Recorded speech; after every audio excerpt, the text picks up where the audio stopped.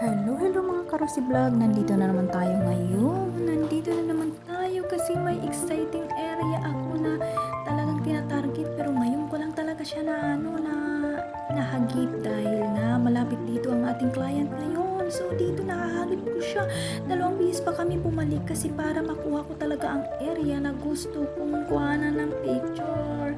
Kasi shape siya na decoration at mga prutas ang laman niya. Ayan, nakikita ko ang McDonald dito. Napakasarap ng McDonald. Lalo tuloy akong nagugutom eh. Check the time. Time is 2 p.m. in the morning. McDonald nagpapakita at tumutunog tuloy ang tiyan ko sa oras na ito kasi nagugutom ako at ramdam ko ang pagod sa oras na ito. Pero nung makita ko ang aking gustong kuhanan, matagal ko na itong gustong kuhanan kasi decoration at magandang area ito dito sa Jeddah.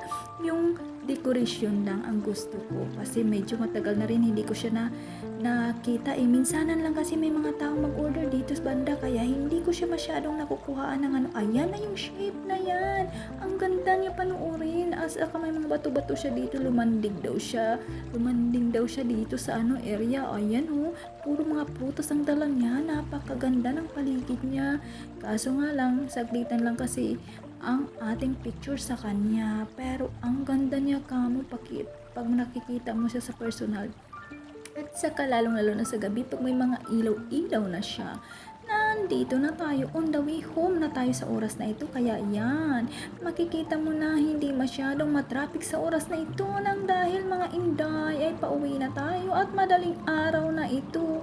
Natatapos ko rin ang aking gawain sa isang araw. Maraming salamat po Panginoon sa mga oras na ito at patuloy tayong naglalakbay sa oras. Maraming salamat po sa blessings na ito at sa successful na araw na ito. Maraming salamat po. Nandito kami, pauwi na, pagod na rin kami. Ang isa naman na kasama ko, wala siyang tulog kasi nga galing pa din siya sa trabaho niya. Hinila ko lang siya para maihatid ako dun sa aking client. 3 kasi ang nagiging client ko ngayong araw. Kaya maraming salamat po Panginoon. Maraming salamat po talaga as in. Maraming salamat po sa mga blessings na dumating sa akin at nahuhold ko. Maraming salamat po Panginoon talaga as in.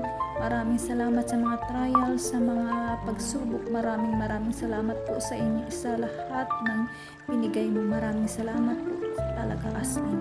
So sa oras na ito makikita mo dito sa Jeddah may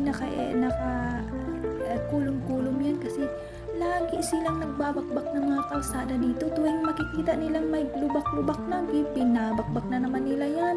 As in, wala pang isang buwan, wala pang binabakbak talaga nila para espalto ang pinagdadaanan ng mga sasakyan. Ganon, kaganda dito sa Jeddah. Kaya, yan, talagang disiplinado, tingnan nyo. Pero, may pero lang tayo kasi minsan talagang ang mga ang nasusunod dito, hindi ang mga foreigner. Kaya mag-iingat tayo kasi pwede tayong baliktarin. Kaya dasal talaga lagi ang palagi na